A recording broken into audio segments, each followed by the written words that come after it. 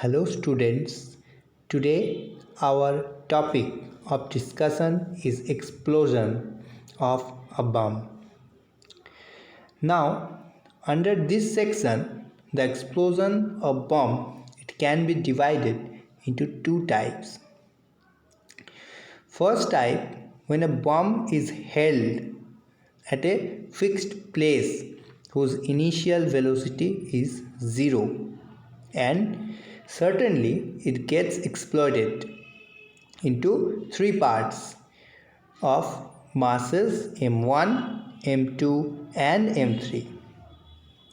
Suppose the two parts m1 and m2 move along x-axis and y-axis respectively with the speed u1 and u2.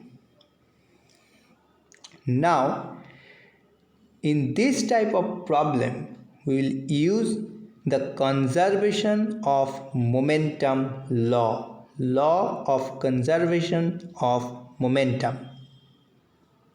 So we can write that the vector sum of the momentum of m1 u1 and m2 m2 will balance the momentum of the third particle of mass m3. So if the velocity of the third particle is u3, then we can write that m1 u3 plus m1 u1 I cap plus m2 u2 j cap is equal to 0. That is initial momentum of the bomb is 0 as the velocity is 0. So from there we can calculate if m1, u1, m2, u2 and m3 is known, then we can calculate the value of u3 by the vector addition process. And the angle we can calculate as tan theta is equal to y by x. In this manner. Now in the second case, when the bomb is already in motion along x-axis and certainly it got exploded and two particles m1 and m2 move along the direction theta 1 and theta 2 with the x-axis.